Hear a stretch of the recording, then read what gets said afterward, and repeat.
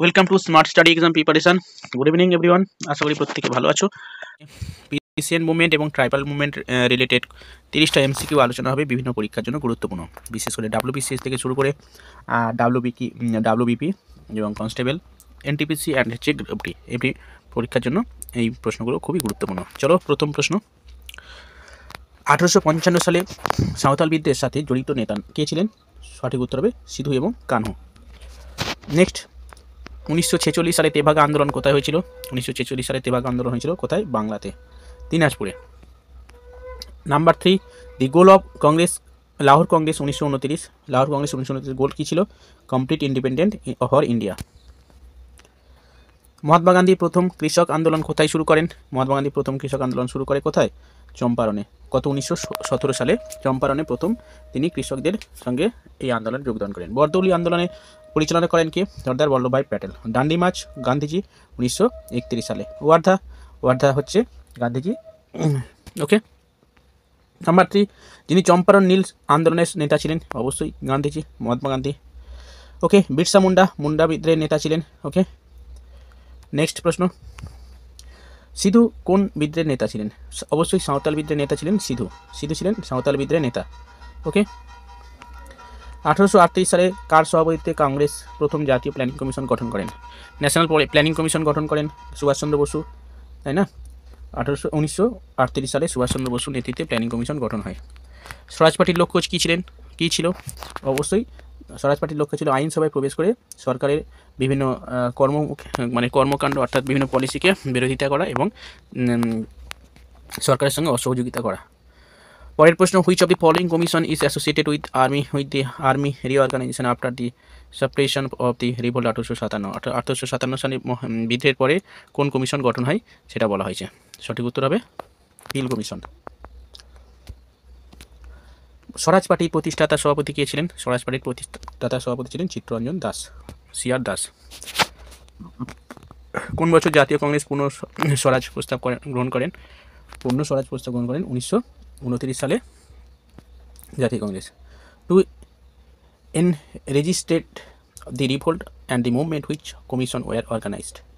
সঠিক উত্তর হবে দক্ষিণ দাঙ্গা কমিশন গঠন হয়। ওকে। নেক্সট, নিচের কোনটি জালিয়ানওয়ালাবাগের ব্রিটিশদের দ্বারা গণহত্যা পরিচালিত হয়েছিল? সঠিক উত্তর হবে রাওলাট আইনের বিরুদ্ধে প্রতিবাদ জানাতে গিয়ে এই জালিয়ানওয়ালাবাগের হত্যাকাণ্ড হয়েছিল।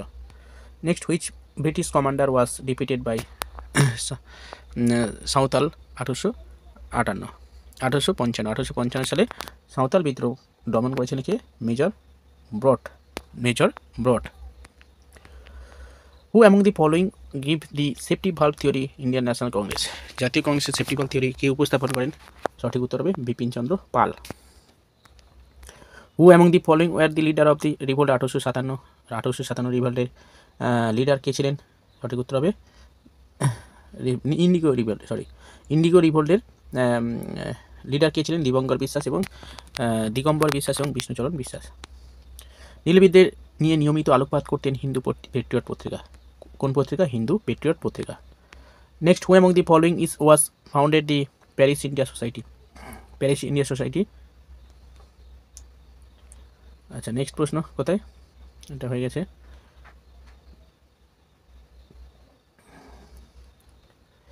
আচ্ছা, নীল বিদ্রোহ নিয়ে প্রতিনিয়ত আলোকপাত করতো কে? হিন্দু পেট্রিয়ট পত্রিকা। নেক্সট প্রশ্ন, হু among the following was the founder of Paris India সোসাইটির ফাউন্ডার কে ছিলেন? সঠিক উত্তর ভিকাজি কামা। দি first Indian factory 1881 was first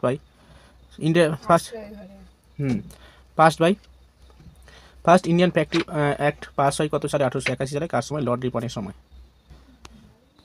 who wrote the famous drama Nil Darpan was depicted the agony of the indigo cultivation and brutality of the planter.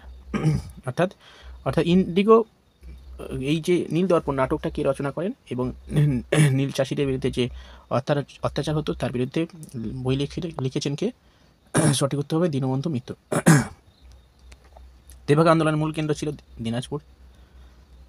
সঠিক উত্তর হবে।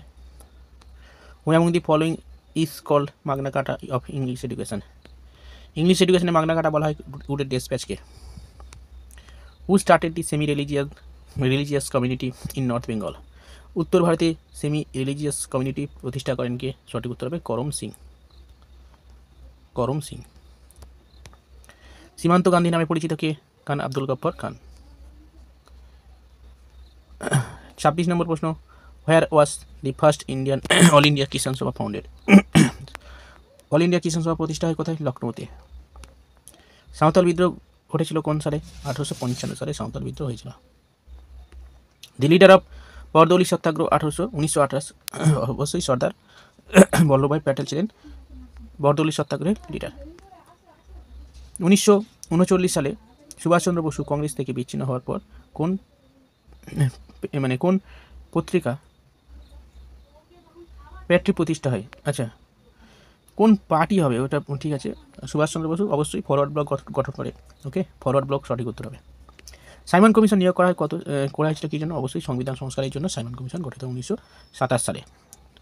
এই হলো 30টা প্রশ্ন, ঠিক আছে। এই 30টা প্রশ্ন বিভিন্ন পরীক্ষায় কাজে লাগবে, ঠিক আছে। এমসিকিউ প্রশ্ন হলো, বিভিন্ন পরীক্ষায় কাজে লাগবে। তোমরা যারা বিভিন্ন পরীক্ষা দিচ্ছ, কম্পিটিটিভ এক্সাম, পিএসসি, ডাব্লিউবিসি থেকে শুরু করে ডাব্লিউবিপি, ইটিসি, সমস্ত পরীক্ষার জন্য এই 30টা প্রশ্ন খুবই ইম্পর্টেন্ট। তোমরা খাতায় লিখে রাখবে এই প্রশ্ন। ওকে, ঠিক আছে, চলো ভিডিওটা এই পর্যন্ত রাখছি। যারা চ্যানেলে নতুন আছো, ইউজফুল বলে মনে হলে সাবস্ক্রাইব করে রাখবেন পরবর্তী ভিডিও পাওয়ার জন্য।